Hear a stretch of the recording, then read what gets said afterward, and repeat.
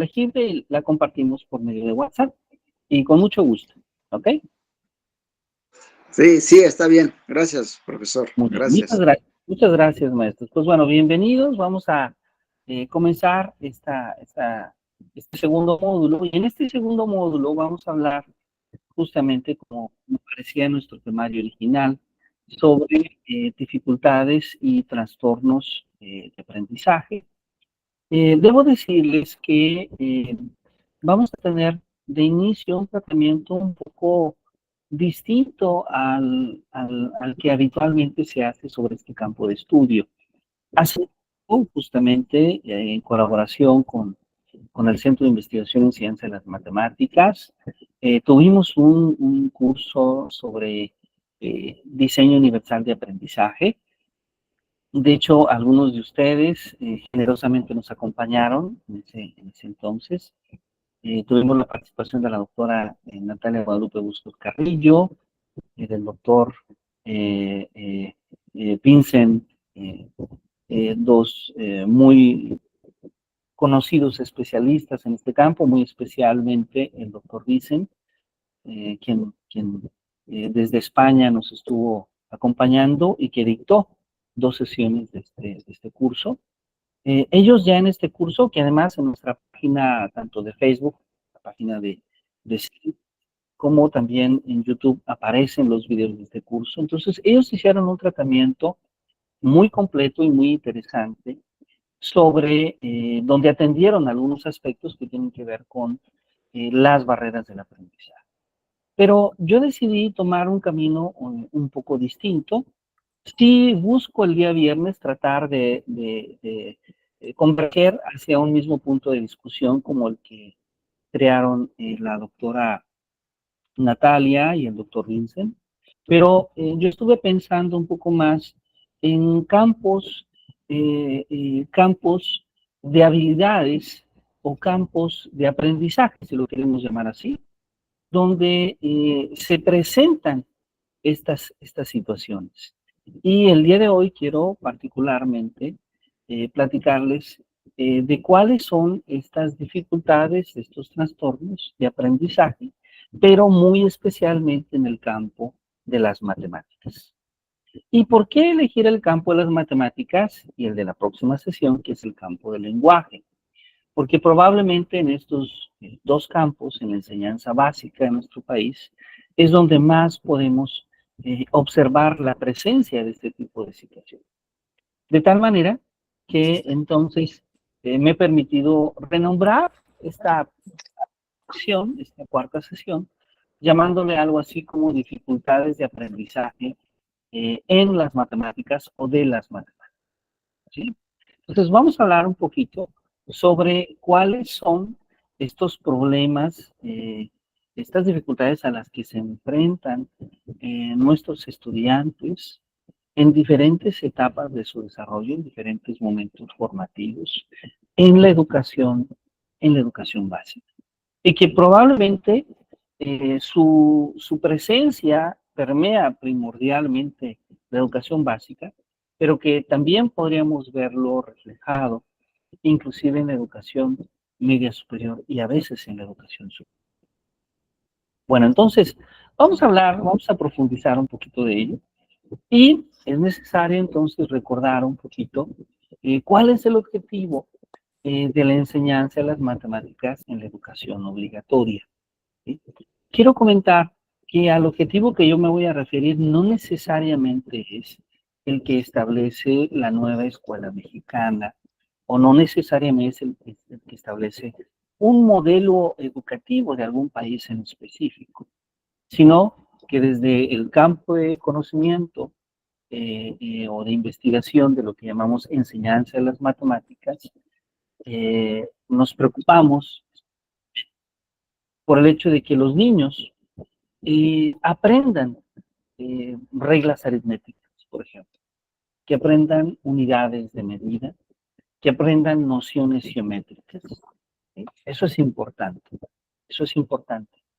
Pero en muchas ocasiones eso que es importante se ha considerado como lo sublime, lo mucho más importante que el hecho de poder resolver problemas, y de aplicar conceptos y habilidades matemáticas en la vida cotidiana. Es decir, lo que estoy comentando es que en muchas ocasiones el aprendizaje de la aritmética, de las unidades de medida, de las nociones geométricas, se ha convertido en algo a veces hasta de corte muy escolarizado, que no está siempre contextualizado con lo que el niño vive en su vida cotidiana. Pero además no solo eso, nos damos cuenta que el niño, aun cuando logra resolver algunas operaciones matemáticas, aun cuando logra hacer algunas estimaciones, aun cuando logra recordar algunos conceptos, no logra comprender qué es lo que está calculando. No siempre logra y tiene la capacidad de enfrentarse a un problema y resolver ese problema con las herramientas que conoce. Es decir, lo que estoy diciendo es que a veces le pedimos al niño que sume y le pedimos al niño que haga muchas sumas. Y nuestro trabajo educativo a veces se convierte en que el niño haga esta práctica, haga esta lista de ejercicios y logre hacerlos. Pero cuando el niño sale de la escuela y acompaña a su mamá a hacer las compras en el mercado y la operación que su mamá requiere que él le apoye, le ayude, para poder saber cuánto pagar, para poder tener la cuenta, esa lista de cosas que compramos, nos damos cuenta que el niño no logra hacerlo de manera correcta. Es decir, que parece ser que lograr dominar el algoritmo de la suma aún no significa saber sumar. Bueno, no me adelanto demasiado, pero quiero decir que eh, este caso de poder identificar qué es lo que no permite que el niño logre resolver problemas, logre desarrollar sus habilidades matemáticas, logre aplicar sus conceptos matemáticos, va a ser en términos muy generales a lo que llamamos las dificultades de aprendizaje de las matemáticas. Ahora, cuando nosotros pensamos en la enseñanza de las matemáticas en nuestro país, y cuando revisamos algunas de las últimas estadísticas en las últimas dos décadas, sobre todo, nos damos cuenta que para la mayoría de los niños y niñas, adolescentes y jóvenes, las matemáticas, aprender matemáticas representa un esfuerzo importante. De hecho, lamentablemente está ampliamente conectado con un fracaso escolar, con esta idea de que la mayoría de los estudiantes en una clase no logran desarrollar las habilidades matemáticas necesarias, a pesar de los esfuerzos que también hacen, desde luego, las maestras y los maestros. Entonces, resulta interesante preguntarnos cuáles son esas dificultades que los estudiantes se enfrentan. Cuáles son los conceptos, las habilidades matemáticas que subyacen, por ejemplo, al ejecutar una operación matemática, al desarrollar una habilidad matemática. Y de esta manera, tener claridad sobre cómo nosotros podríamos evaluar, por ejemplo, si un niño está desarrollando las habilidades matemáticas o no. Y si la respuesta es si no las está desarrollando, ¿qué tipo de intervención pedagógica podemos hacer justamente nosotros? Ahora, las matemáticas tienen una conexión muy especial con la enseñanza de la escritura, de la lectura, ¿sí? Porque los consideramos como aprendizajes básicos. Básicamente, nuestros niños y niñas a lo largo de toda su vida son las materias a las que más carga horaria van a tener. Sin embargo, a pesar de dedicar muchas horas de trabajo a las matemáticas, vemos que esos resultados no son suficientes. Porque sí, aunque tenemos algunos jóvenes que pueden ganar medalla de bronce o de plata en una Olimpiada Internacional de Matemáticas, que los tenemos, o en un concurso latinoamericano, que los tenemos, pero la gran verdad es que la mayoría de los jóvenes que pasan a la educación secundaria siguen teniendo problemas con las operaciones básicas. Muchos de ellos, cuando logran finalmente pasar a la educación secundaria, a la educación preparatoria, siguen teniendo graves problemas con el álgebra, con la geometría. Entonces, ¿qué tenemos que hacer? Vamos a tratar de dialogar sobre ello, sobre cuáles son las problemáticas que enfrentan los estudiantes. ¿Sí? Y desde luego, esta reflexión va aunada a la idea de pensar que el conocimiento matemático no solamente es útil para aprobar las materias, ¿no? El conocimiento matemático no solamente es útil para enfrentarse al proceso de evaluación escolar, sino que tiene un impacto en la vida cotidiana, porque hay muchas actividades que los jóvenes pueden realizar mejor gracias a desarrollar habilidades matemáticas, tanto en actividades personales como profesionales. Y no solo eso, muchos de los procesos ligados al pensamiento, desarrollo de habilidades de pensamiento, también están conectadas, desde luego, con el aprendizaje de las matemáticas. Bueno, entonces, una de las primeras situaciones que aparece es justamente la discalculia. ¿Sí? La discalculia, que es un trastorno del aprendizaje que afecta la adquisición del conocimiento numérico. ¿Sí? La discalculia, ¿sí? Por una parte, observamos que las personas tienen dificultades para poder identificar, clasificar y hacer la escritura de números. Tienen inclusive dificultades, confusión en los signos matemáticos, tienen dificultades, se confunden en la posición, en el tamaño, ¿sí? De objetos y en la posición de números. Tienen dificultades para organizar y desarrollar las operaciones, ¿sí? Y ni se diga de la rotación, de la inversión, de la transposición de números. Inclusive en muchas ocasiones también se presentan dificultades que tienen que ver con el propio razonamiento matemático. La discalculia, entonces, tiene una conexión muy importante con esta noción de no comprender, de no lograr comprender, cuando me refiero, voy a ponerme en la posición de profesor, de no lograr comprender que nuestros estudiantes tienen dificultades en el desarrollo del sentido numérico. ¿Sí? ¿Qué es esta discalculia? Pues como aparece en este blog de neurociencias, que por cierto es muy interesante, software cognitivo, pues la discalculia es un trastorno del cálculo, ¿sí? Un trastorno de cálculo, ¿sí?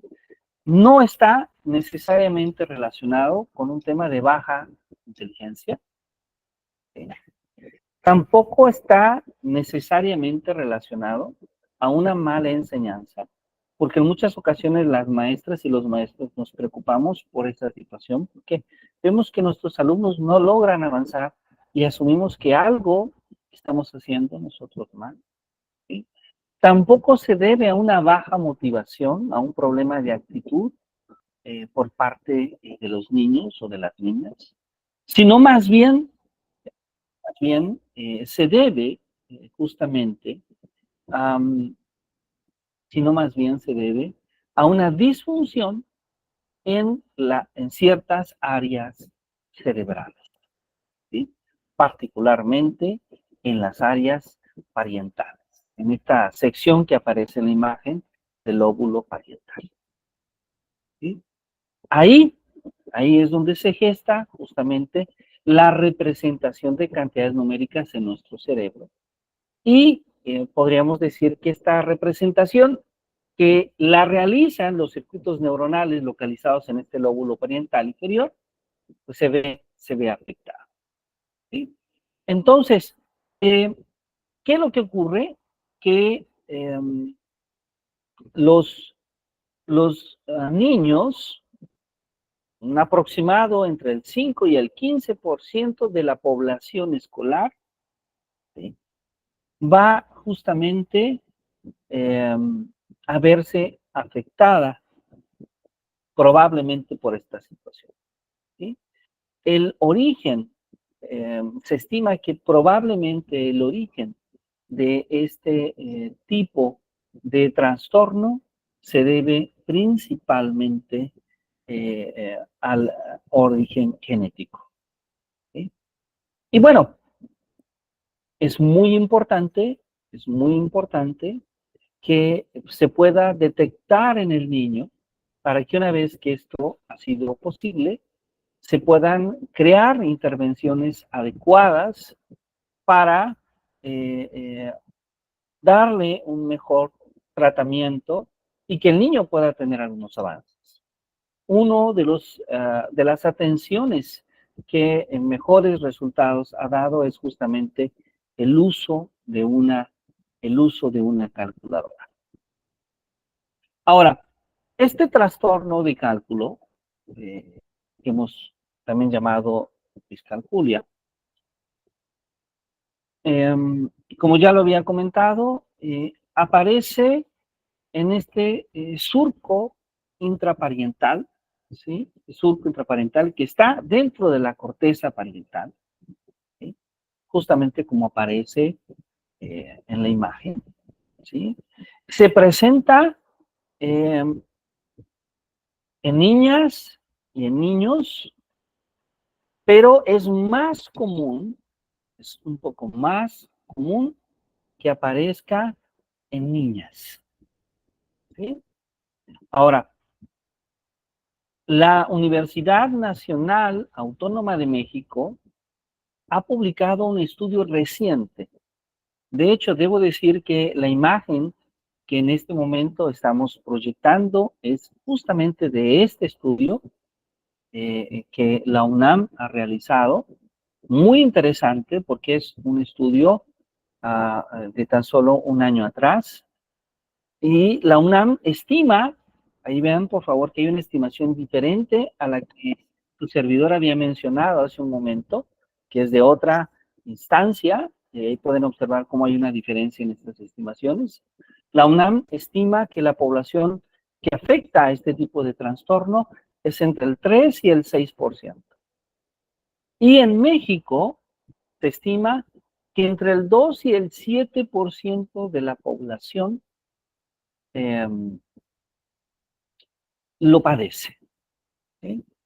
Ahora, acá es muy importante mencionar que dentro del diagnóstico no hay que confundir, ¿sí?, un problema de falta de aprendizaje con discalculia, ¿sí? Y bueno, para esto hay que hacer una evaluación de habilidades matemáticas. Un poco más adelante voy a comentarles qué habilidades matemáticas son sugeribles, pero desde luego también hay que considerar una evaluación psicológica para que se pueda identificar ese bajo nivel de habilidad matemática que no sea consecuencia, por ejemplo, de problemas emocionales, ¿sí? Y bueno, se ha podido observar que son los profesores quienes habitualmente, las maestras y los maestros al trabajar con los niños, identifican primordialmente este problema, ¿sí?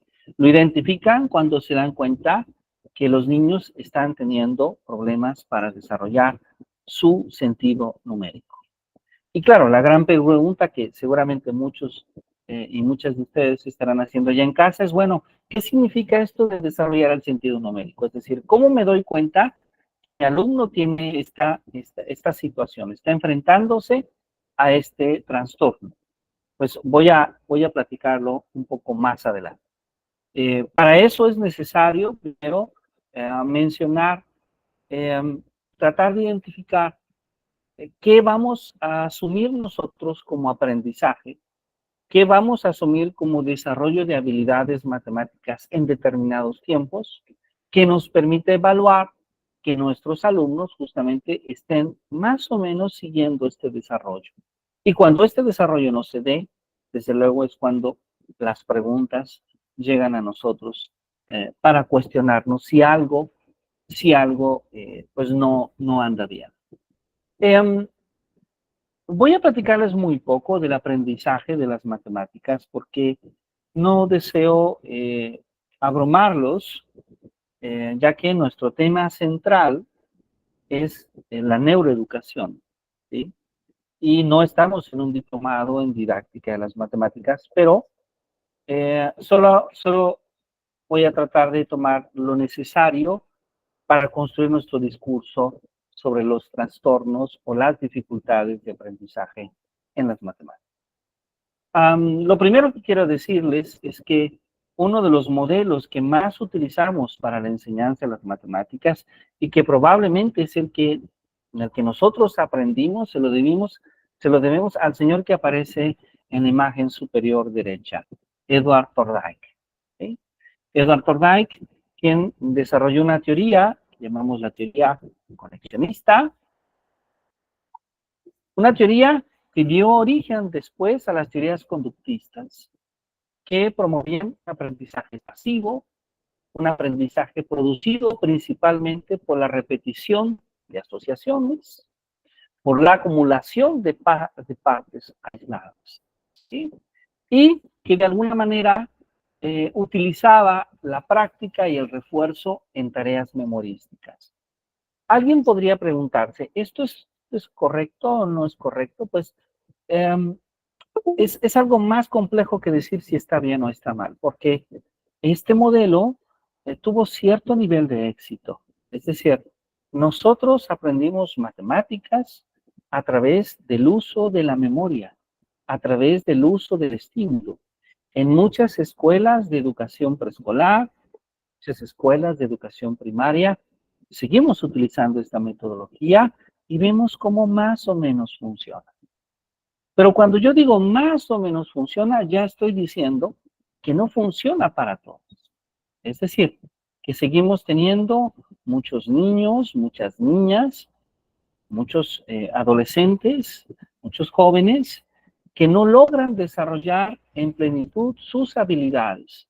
Y entonces es natural que la gente que se dedica a hacer didáctica de las matemáticas se pregunte, bueno, ¿qué de lo que estamos haciendo tal vez no está funcionando? Es decir, ¿para aprender matemáticas es necesario el uso de la memoria? Claro que sí. La memoria es importante.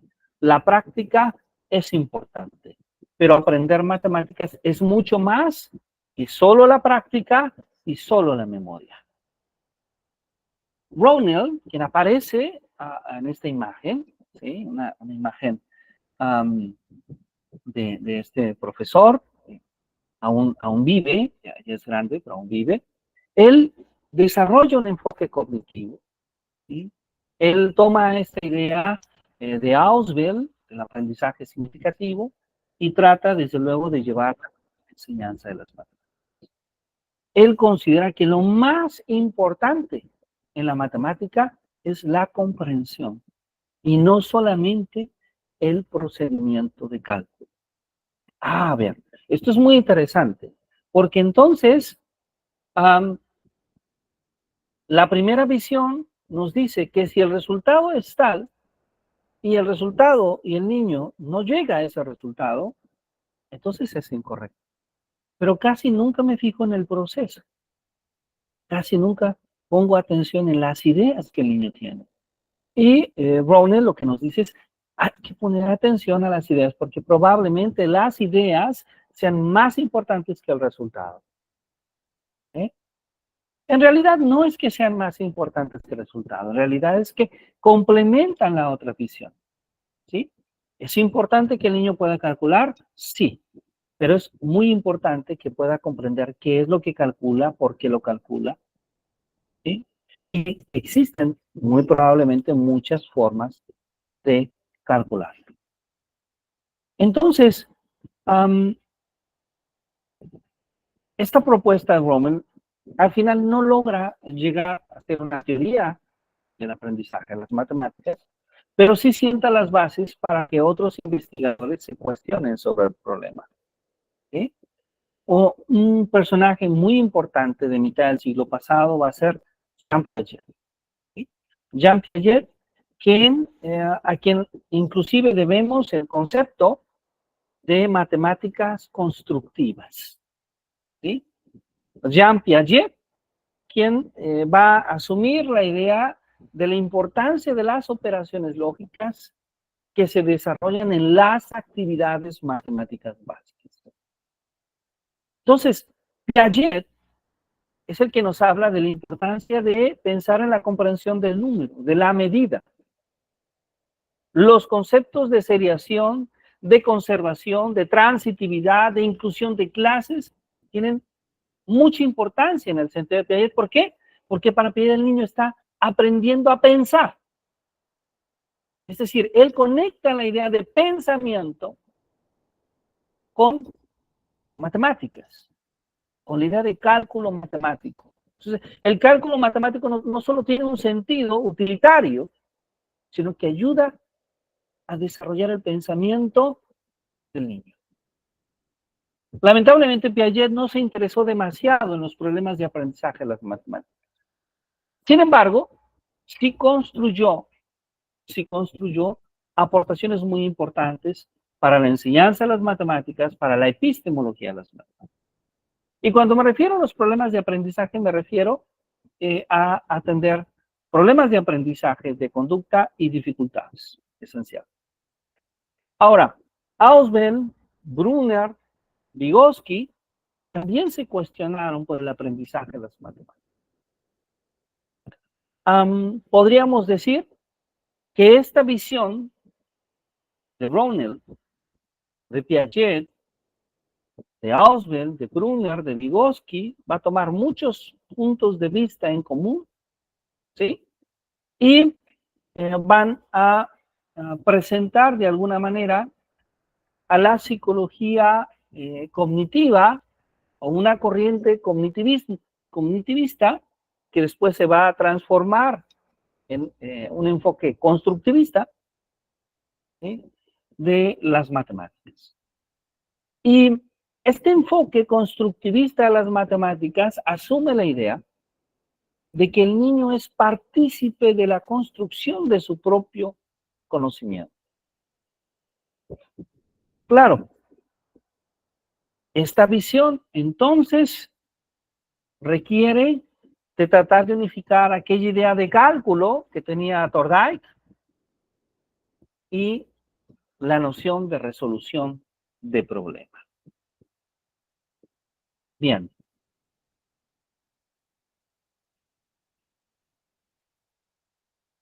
Voy a avanzar un poquito porque sé que el tiempo nos está ganando poco a poco.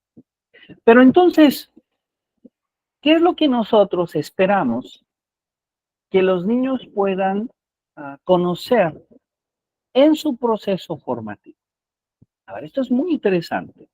Y lo primero que debo de hacer acá es hacer una aclaración muy importante para decir que lo que vamos a presentar aquí es una propuesta ampliamente aceptada. Y esto, desde luego, no significa que todos los niños tengan que seguir este desarrollo tal como lo vamos a comentar.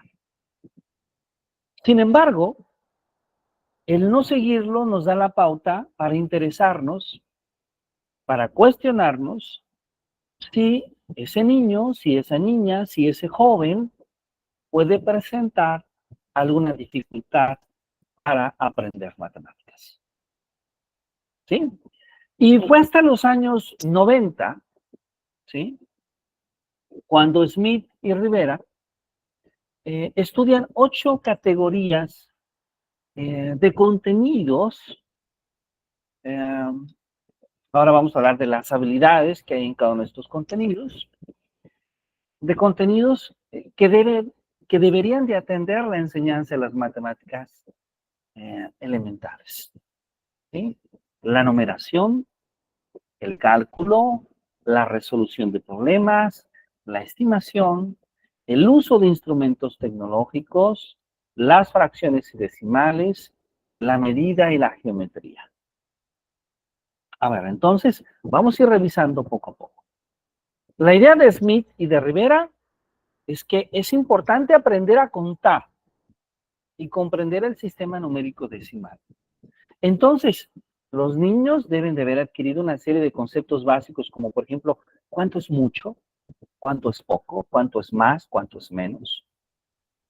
Para poder captar el concepto de número, para usarlo, para que tenga sentido y para que después puedan trabajar con diferentes órdenes de unidades y el valor posicional de los números en distintas. Ahora, los niños con dificultades de aprendizaje pueden tardar un poco más de tiempo para realizar esta labor de aprendizaje, ¿sí? Es común utilizar actividades extraescolares para que ellos puedan ir desarrollando, inclusive aplicando ese conocimiento numérico de manera verbal como de manera escrita, en muy variadas situaciones y contextos. Y claro, esto siempre va a implicar una participación activa, sumamente activa, de los niños, pero también de los padres de familia. Segundo, habilidad para el cálculo. ¿Sí? Las combinaciones numéricas básicas son importantes para desarrollar la habilidad numérica. Entonces, las combinaciones deben de practicarse hasta que se hagan autónomas. ¿Por qué? Porque su uso es constante y porque después van a facilitar el aprendizaje de algoritmos y de resolución de problemas. Es común que los niños con dificultades de aprendizaje de las matemáticas tienen problemas para memorizar las combinaciones. ¿Sí? Y esto que va a implicar siempre la necesidad de practicar habilidades de cálculo hasta ir logrando poco a poco, un alto grado de automatización y de precisión en su ejecución. Resolución de problemas. ¿Sí? Es común que al leer el texto no comprendemos lo que el problema nos dice. Entonces, cuando nosotros estamos trabajando con un alumno que tiene dificultades de aprendizaje de las matemáticas, debemos cuidar que nuestros problemas sean lo más claramente expresados. ¿Sí? Porque es importante que los niños los representen y los ilustren de un modo concreto para poder facilitar ese proceso de razonamiento. Y bueno, hablando de resolución de problemas, solo un comentario histórico. El método de resolución de problemas fue desarrollado por George Polya, quien aparece en esta imagen. Polya, que fue un matemático húngaro muy exitoso y que en los últimos años decide cuestionarse sobre la enseñanza de las matemáticas en la educación media superior. Su método se ha generalizado, pasó de ser un libro en 1945 a convertirse en todo una metodología de enseñanza y aprendizaje de las matemáticas, que se basa esencialmente en 4 pasos, que se dicen de manera muy rápida, pero que en la práctica requieren de una reflexión muchísimo más profunda. La primera es comprender el problema. La segunda es trazar un plan para resolver ese problema. La tercera es ejecutar el plan y finalmente examinar las opciones. ¿Sí? Polya nos dio un poderoso método, ese método que después, hoy en día, se convirtió en base.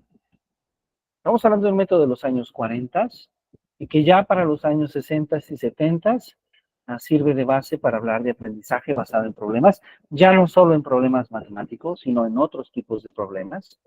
Por un lado, y que en la nueva escuela mexicana, ¿sí? En la nueva escuela mexicana aparece como STEAM, una metodología que surge en Estados Unidos, en Europa, y que busca incorporar de manera interdisciplinaria, de ser posible transdisciplinaria, tanto la ciencia, las matemáticas, la tecnología, el arte, la ingeniería, ¿sí? Y que en cierta medida es una extensión de esta idea que tuvo Paul ya en los años 40.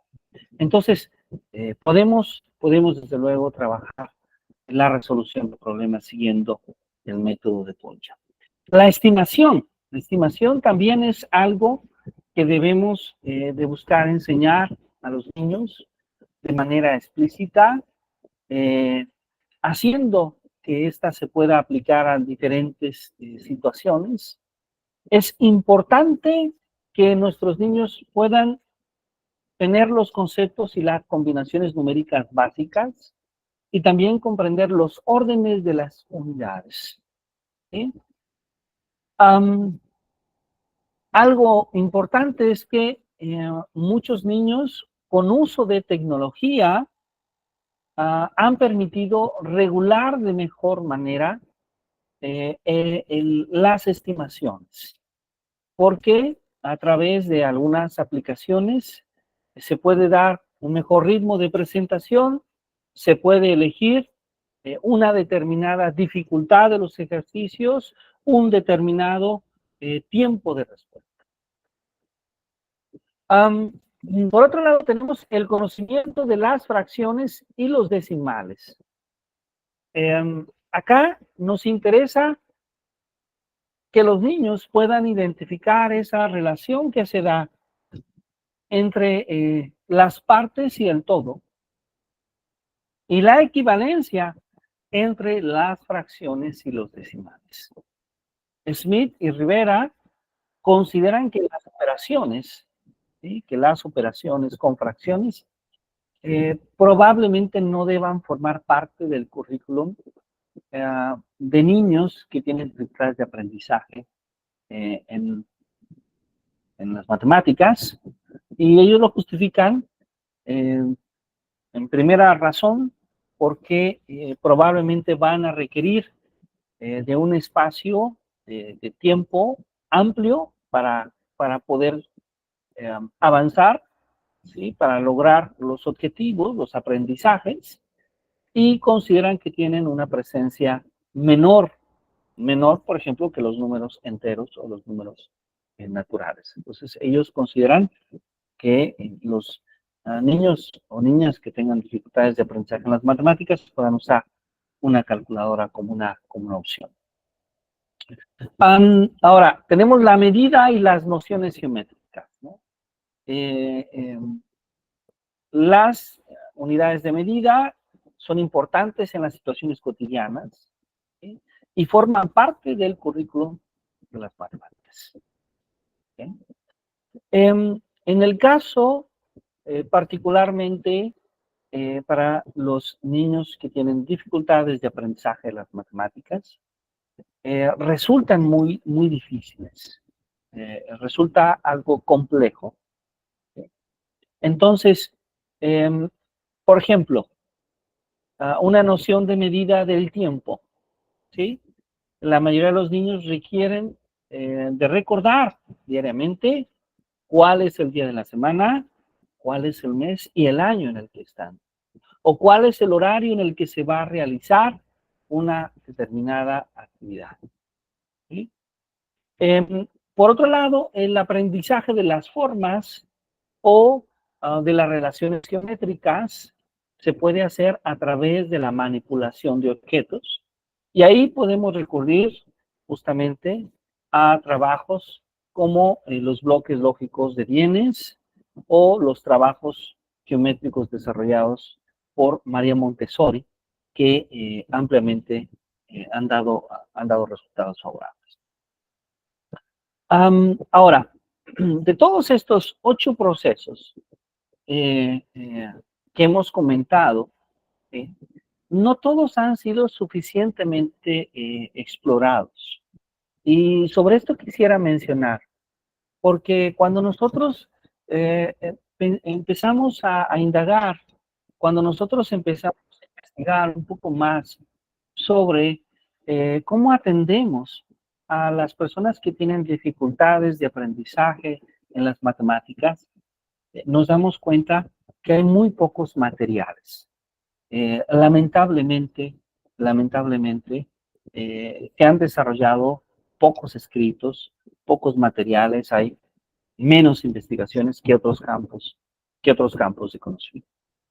Y no solamente para quienes tienen dificultades de aprendizaje en las matemáticas, si pensamos del otro aspecto importante, que puede ser aquellos niños o niñas que tienen aptitudes sobresalientes, también nos enfrentamos a una situación muy semejante. Hay pocos materiales para revisar, lamentablemente. Entonces, bueno, estamos aquí reunidos muchos profesores y profesoras de distintas partes de México, y creo que esa es una tarea que todos podemos llevarnos. Algo que nos puede motivar es el indagar más, y tal vez algunos de nosotros podamos desarrollar esos materiales que hoy en día son realmente necesarios. Bueno, de estos 8 puntos que he comentado, no todos han sido suficientemente revisados, pero hay 3 de ellos en los que hay un poco más de investigación, ¿sí? La numeración, y de hecho podemos encontrar algunos libros desde la educación preescolar hasta la educación primaria sobre el conteo y la numeración.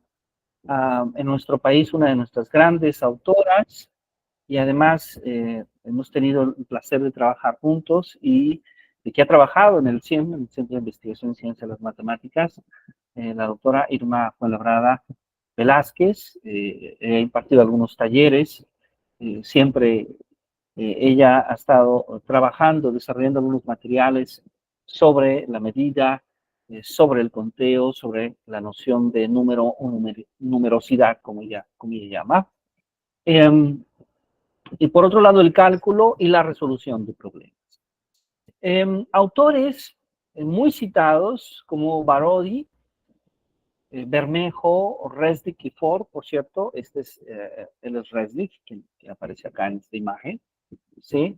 Han hecho algunas aportaciones en estos ámbitos, que puede ser bastante interesante cuando estamos trabajando algunos de estos conceptos, algunas de estas habilidades en estas temáticas.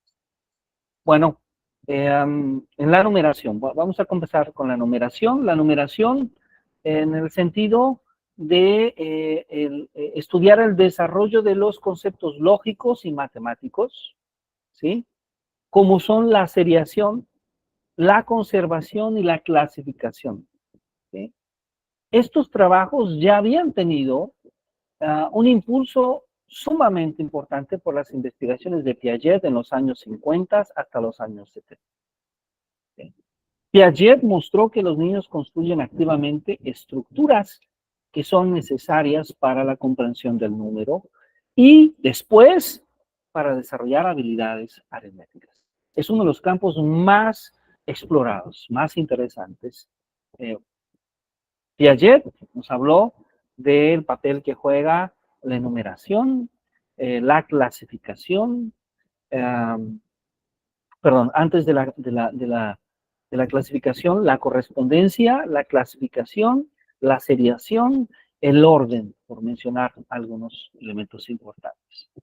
Entonces, cuando el niño va construyendo estos conceptos poco a poco, con los juegos, con las dinámicas, con los materiales, va construyendo a su vez el concepto de número.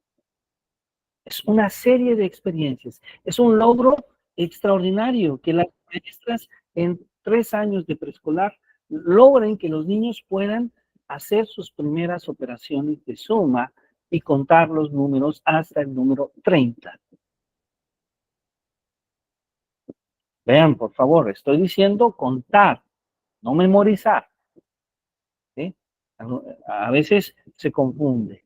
Contar es cuando el niño logra desarrollar estas habilidades en estas etapas que he mencionado. ¿Sí? Entonces, se va desarrollando gradualmente.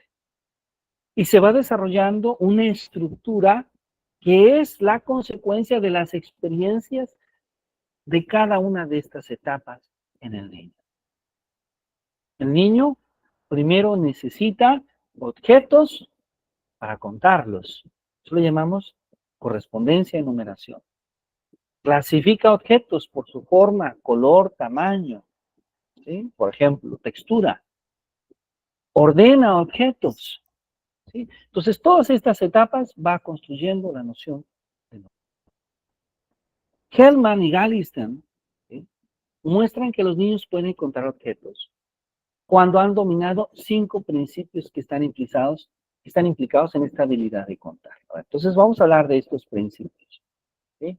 Si uno de estos principios no se logra, no decimos todavía que el niño haya logrado una noción de conteo. Esto es muy importante, porque a veces podemos engañarnos. Ah, mira, es que el niño ya dice 1, 2, 3, 4, 5, 6, ya está contando. No, si no logra hacer estos principios, si no logra desarrollar las habilidades correspondientes, aún no logra contar. La primera es la correspondencia 1 a 1 entre números y objetos. ¿Sí? ¿Esto qué implica? Implica el conocimiento de que a cada objeto de una colección le corresponde un solo número. Esto no es tan simple. Estamos hablando de niños muy pequeños. La ordenación estable. Los nombres de los números siguen un orden estable y fijo. La asignación del número a los objetos que se cuentan debe de realizarse en ese orden. Cardinalidad, ¿sí? El último número de la secuencia numérica es el cardinal de ese conjunto. Dios, esto es muy complejo. Muy complejo. El último número de la secuencia numérica es el cardinal de ese conjunto. Increíblemente los niños, a eso de los 5 o 6 años, comprenden esta afirmación que acabo de hacer.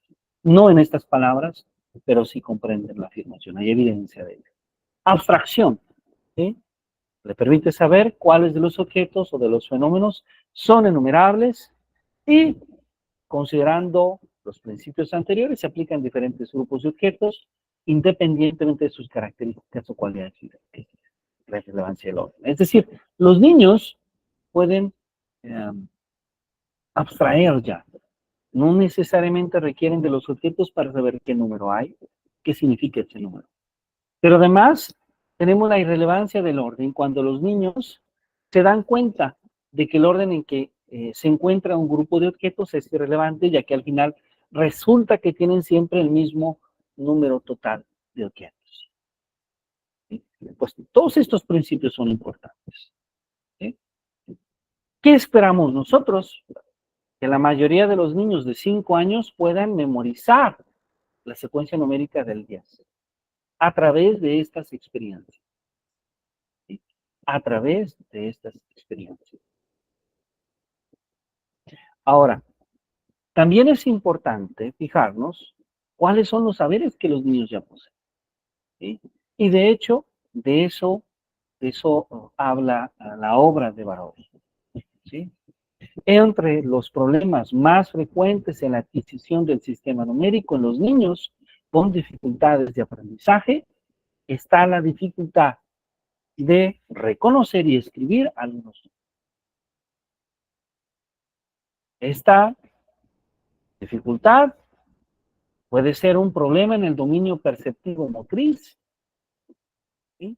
Y cuando es esto lo que ocurre, hay que incrementar las actividades perceptivo-motrices visuales para poder solventar esa actividad. A veces no es esa la dificultad que se presenta, a veces es más bien la adquisición de los órdenes de unidades y el valor posicional de los números. Entonces, para entender la comprensión de los órdenes de las unidades, es necesario comprender el papel de la posición que ocupan las cifras en cada caso. Y reconocer que los números de varias cifras representan una expresión numérica que los niños tienen que aprender de alguna manera a codificar y decodificar. También es importante la regla de los ceros intermedios. ¿Sí? Bastante difícil estas etapas de los niños. ¿Sí? Cuando les pedimos darnos cuenta cuál es el valor que juega un número solo y cuál es el valor que juega, por ejemplo, con otros números, cuando esos números son ceros. ¿Sí?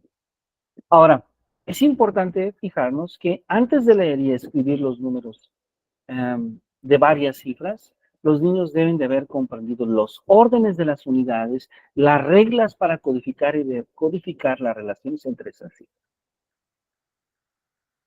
En los niños con dificultades de aprendizaje en las matemáticas, estos aprendizajes pueden prolongarse en el tiempo.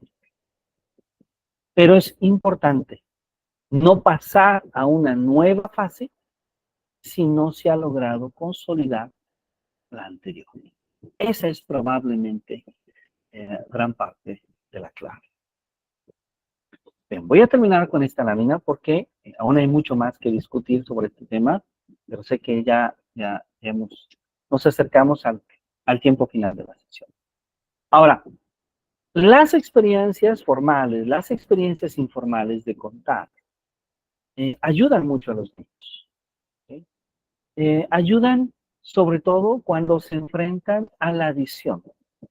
La adición, que la podemos entender como aumentar, como añadir, y la sustracción con esta idea de disminuir o de quitar.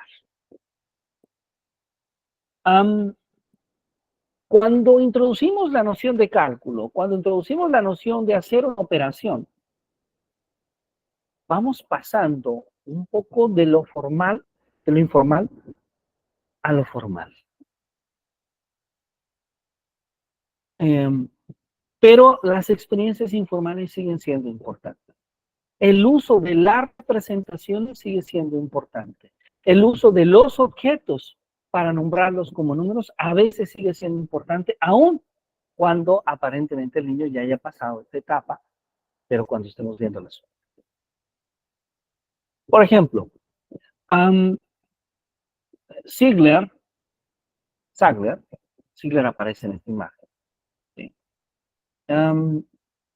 Consideran que en los niños de 4 y 5 años, ¿sí? Roen hizo este mismo experimento con niños de primer año. Ellos consideran que utilizan los dedos para contar. A veces utilizan objetos concretos para contar. Y esa es una gran estrategia. Es algo que llamamos un modelado directo. Muchos de ustedes, si es que no todos, estoy seguro, que lo han practicado con sus estudiantes. Pero también existe el modelo, quitando el modelo, es decir, quitando el uso de los objetos de los dedos, que esa es ya la estrategia de control. Por ejemplo, hay una recomendación muy importante. Ziegler nos dice que si a los niños se les prohíbe usar los dedos para contar, se corre el riesgo de que se les obligue a buscar respuestas que todavía no han aprendido bien. Y en consecuencia, algo que el niño iba a poder calcular, no logre hacerlo y cometa errores. Él considera que es mejor utilizar los dedos hasta que memoricen las respuestas correctas y las usen de manera automática. De esta manera, los niños poco a poco van abandonando el cómputo de los dedos. Ok. Bueno, este es un ejemplo de una operación que los niños en primaria baja podrían hacer y darse cuenta del papel de las operaciones. Por ejemplo, el número 211 se puede obtener como la suma 148 más 63. Pero 63 se puede escribir como la suma de 50 más 10 más 3. O sea que 211 es 148 más 50 más 10 más 3. Pero por ejemplo, 148 más 50 es 198. Entonces, 211 se puede escribir como la suma de 198 más 10 más 3. Pero 198 más 10 es 208. Entonces, 211 se puede escribir como la suma de 208 más 3. Este es un ejemplo, desde luego, para primaria. Ok.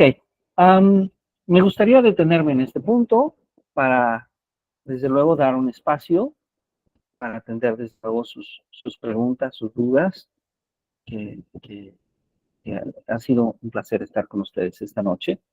Y claro, hemos tomado un camino, como hemos comentado en un principio, un poco diferente a cuando hablamos un poco de dificultades y trastornos de aprendizaje. Lo hemos pensado ahora directamente, pensando justamente en estos dos campos de trabajo donde las maestras y los maestros de manera importante nos enfrentamos. Y bueno, el día de hoy hemos hablado sobre el caso de las matemáticas. Vamos a hablar sobre el tema del lenguaje. Aún no terminamos el caso de las matemáticas, pero bueno. Maestra Mechi Ponce, adelante, por favor, si es tan amable. Estoy muy de su pregunta, con mucho gusto. Hola, nada más me quedó así como la duda, que pues es el coco de las maestras de tercero y cuarto, el hacer que el niño comprenda las fracciones. Y nos lo metemos y lo queremos forzar a que a fuerzas comprenda y haga multiplicaciones y haga, bueno, 1000 cosas con las fracciones. Y aquí usted dice que no debemos de forzarlo tanto, que debemos de más bien como que él lo sienta más propio, no tanto a que el concepto del número, sino al concepto del dibujo y el número. No tanto pasarnos luego directo a la suma, resta y hasta multiplicaciones de fracciones los queremos obligar. Muchas gracias, maestra Meche. Es una gran pregunta que me hace y muchas gracias por hacerla. Bueno, debo de hacer una aclaración. Lo primero es, yo sí estoy a favor de que se enseñen las fracciones en lo general, pero acá estamos hablando de alumnos que tienen dificultades en aprendizaje de las matemáticas y bajo esta barrera del aprendizaje que presentan los alumnos, algunos autores sugieren limitar el uso de las fracciones. Perdón. Sin embargo, en lo general, quisiera compartirles que, perdón, que en la literatura de la enseñanza,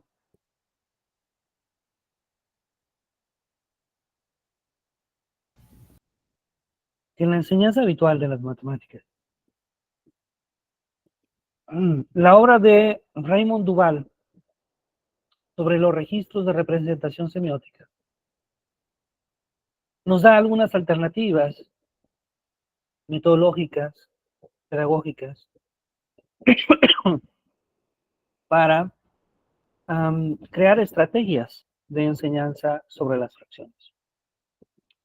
En este diplomado no hablamos más sobre didáctica de las matemáticas, porque, digamos, la única conexión que tenemos es este tema, pero en algunos otros talleres y cursos que tiene el Centro de Investigación y Ciencia de las Matemáticas, ahí sí se ha hablado en detalle de esta teoría de registros de representación semiótica, que es la teoría más reciente de tan solo una década y media, donde nos habla de cómo tratar el tema de la enseñanza de las fracciones, ¿sí? Entonces, sí es posible tratarlo, pero lo aclaro.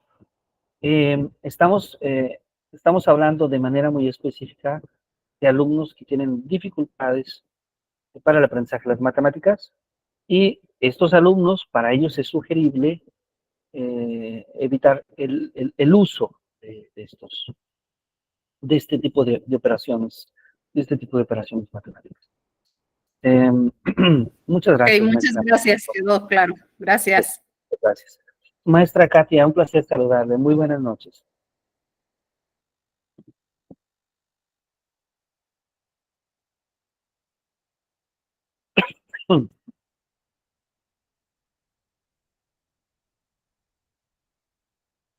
Me quedé con la idea de que la maestra Katia. Ah, sí, maestra Katia, adelante, por favor. Sí, está mal. Perdón, parece que no activé mi micrófono. Preguntaba yo acerca de que mencionó que la discalculia puede ser adquirida o del desarrollo. ¿Cuál sería la diferencia? Bueno, lo que mencioné principalmente es que la mayoría de los estudiantes la tienen justamente por desarrollo. Es decir, es genética. Es genética. No hay suficientes estudios para probar, perdón,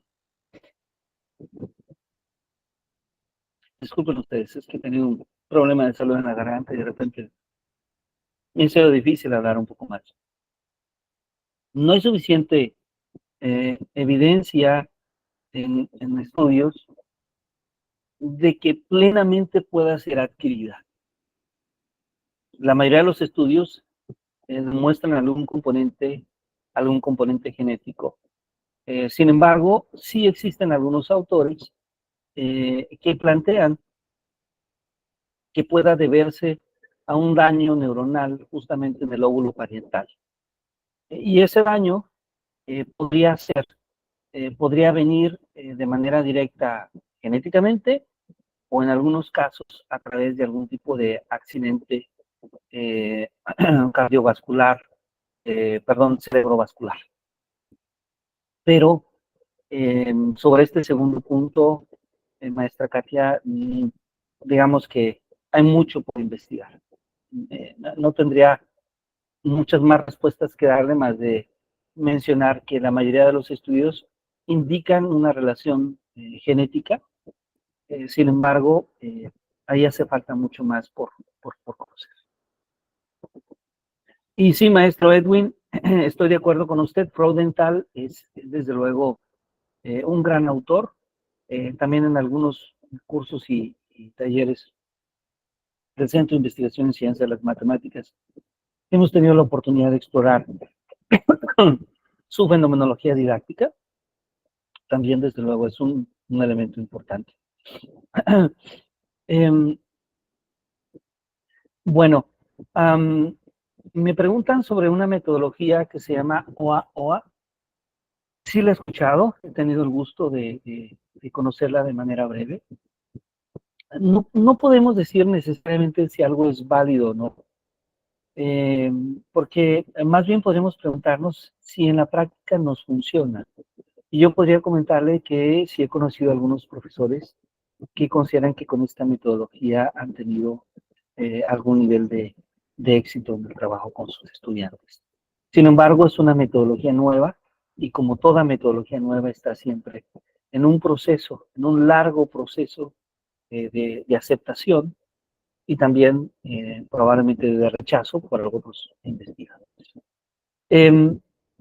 El día de hoy terminamos únicamente hasta la suma. Solamente nos dio el tiempo de hablar hasta la suma, pero permítanme, denme la oportunidad del próximo miércoles seguirles platicando sobre la resta, sobre la multiplicación y la división, y comenzar entonces el próximo miércoles también sobre las dificultades que se presentan cuando hablamos de la adquisición del lenguaje. Tenemos dos preguntas más. Mi voz se va acortando un poquito, entonces si me permiten vamos a terminar con estas dos preguntas. La maestra Katia y la maestra Ingrid del Campirán. Maestra Katia, adelante, por favor, si están amables. Gracias, pues nada más es una petición, aprovechando que la próxima semana vamos a seguir con este tema. Yo tengo entendido que existen tipos de discalculia, no los conozco a profundidad, pero creo que sería más fácil para nosotros entender de qué va este trastorno si los mencionáramos como, aunque sea de manera muy general. Gracias. Sí, muchas gracias, maestra Katia. No son exactamente tipos de discalculia, pero sí son algunos trastornos que son muy semejantes. Pero con mucho gusto me comprometo que en la siguiente sesión no sé si estoy mal y no sé si estoy mal, pero alguien, o sea, en alguno de los trabajos de los chicos que hemos asesorado, hablaban de, le digo, no los dominio, pero sí hablaban de una diferencia entre la discalculia léxica y la gráfica o la operacional. Entonces, a esas me refería yo, doctor. Okay. Muchas gracias. Ok, claro que sí, nos vamos a discutir. Le agradezco muchísimo, maestra Katia. Lo incluimos con mucho gusto. Maestro Ariel, doctor Ariel, qué placer saludarlo. Muy buenas noches. Sí, gracias. Igualmente, Jesús. Y bueno, para que no hables mucho, porque sí, ya sé que es la tos. Mira, he estado pensando cómo enfrentar realmente no solamente este trastorno que puede crearse y el diagnóstico que avanzas es un poco que la neurociencia para el aprendizaje podría ayudarnos a enfocarnos en el trastorno parietal como origen o como fundamental. Ahora también creo que si somos optimistas en que el cerebro es bastante inteligente para recuperarse de muchas otras maneras, hay una vieja hipótesis que quería tu opinión. Hay una hipótesis que para el desarrollo del procesamiento formal, como es la lógica, en este caso estaríamos hablando un poco de las matemáticas, pero son aspectos formales. Lo que yo tengo entendido y que creo que no es una mala hipótesis desde la antigüedad, es que mientras más estimulación cognitiva temprana tengamos, mejor vamos a favorecer a que el cerebro pueda recuperar o avanzar hacia opciones, ¿no? Hay matemáticos que a lo mejor no son muy buenos hablando, pero son muy buenos operando, calculando. Y hay gente que es muy buena hablando y nada más no. Pero yo quería más o menos saber si vas a tocar eso o cuál es tu opinión de que en algún momento dijiste, es que la relación para contar es que el niño toque el objeto y pueda lograr una relación uno a uno con el objeto. Incluso la idea de los dedos sigue siendo una operación análoga porque está teniendo como el objeto concreto en los dedos. Pero creo que la estimulación cognitiva temprana debería favorecer para que el cerebro pueda tener una mejor imagen de la numeración y del conteo y todo esto, que el objeto concreto se defina de una manera en donde no solamente sea el objeto que vemos, sino debe ser el objeto que vemos, que olemos, que tocamos, que escuchamos su nombre, etc. La concreción para el conteo me parece fundamental en el cerebro, que se estimulen estos 5 sentidos, que muchos maestros en escuelas activas lo hacen, y favorecen a que el chico que no vio, pues tocó, y el que no tocó, pues olió, y lo concreto se va, el mundo concreto se va conformando así.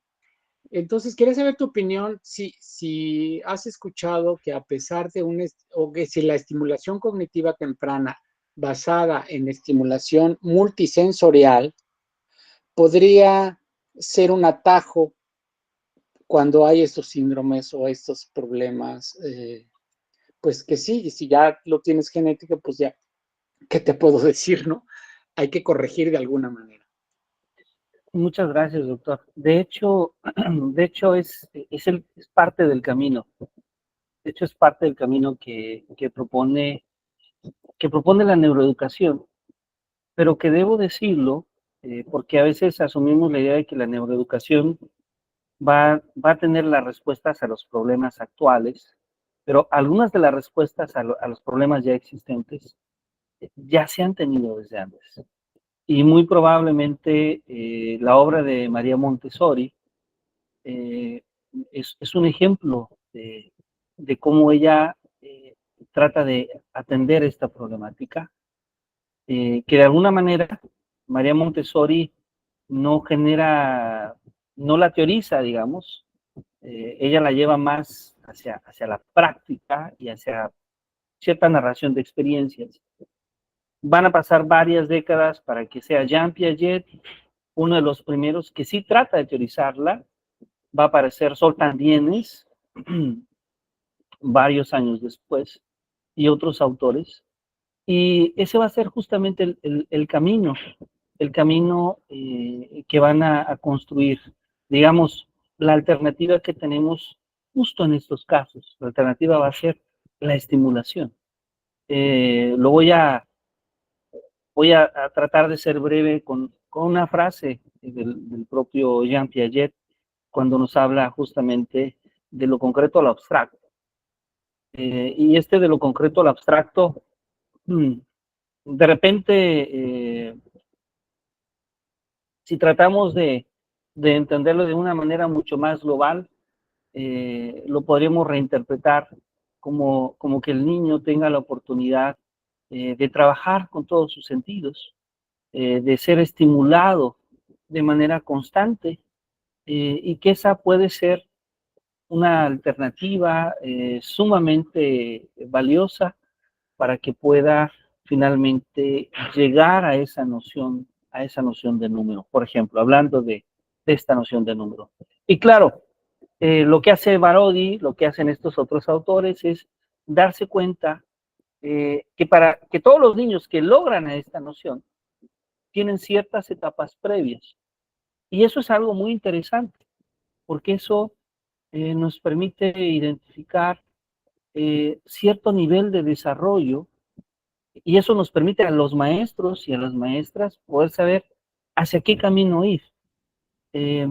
Cuando estamos hablando de que el niño enumera, cuando estamos hablando de que el niño hace correspondencia, cuando estamos hablando de que el niño clasifica, cuando estamos hablando de que el niño ya logra ordenar, ya logra hacer series, logra inclusive, me voy más adelante, ver parámetros, ¿sí? Un número o una fruta que se repite cada número de lugares distintos. El niño va justamente viendo eso, va construyendo su pensamiento matemático. Y claro, ¿qué es lo que hace la neuroeducación en este sentido? Confirmar esto que estos autores ya nos habían, de alguna manera, nos habían dicho, ¿no? De alguna manera. Creo que lo que hace es confirmarlo. Ahora, quienes se dedican al campo de la neuroeducación quisieran mucho más que solamente una confirmación.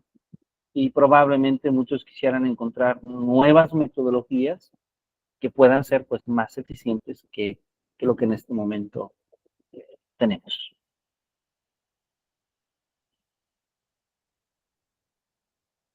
Gracias. Muchas gracias a usted, doctor. Muchas gracias. La maestra Mónica había levantado la mano también. Una última pregunta. Bueno, doctor, primero, pues una excelente participación que a mí en lo personal me hace eco, ¿no? El cómo los niños, cómo les va a ir en la vida a esos niños, si estamos hablando de inclusión. También algo muy importante que menciona, el cómo diagnosticar en este caso nosotros como formadoras iniciales de preescolar, el lenguaje algebraico. ¿Por qué? Porque ya nuestros adolescentes, después de la pospandemia, pues he visto en familiares cercanos, pues el truene de la materia de matemáticas, de física, de química. Y ahí sí es importante rescatar los autores que nos dice, principalmente, pues Piaget, ¿no? Que su foco atencional era cómo funcionaba el cerebro. Y de ahí todo lo que usted nos dio ahorita en esta cátedra, que para mí sí me voy con esa importancia de saber que ahorita que llegamos con nuestros pequeñitos, que retomamos estas vacaciones para ellos, el canalizarlos, pero ya con esa profundidad. Y pues gracias por compartirnos esos ideales que nos siguen manteniendo para nuestra formación docente.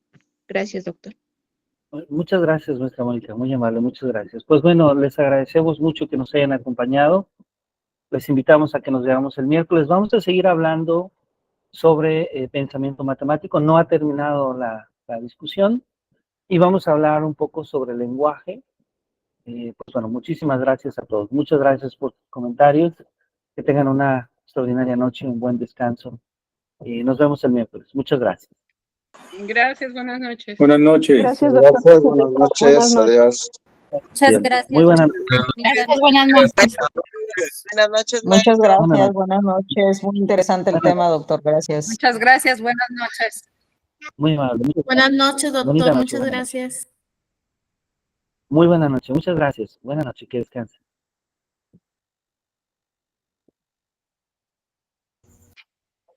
Gracias, buenas noches.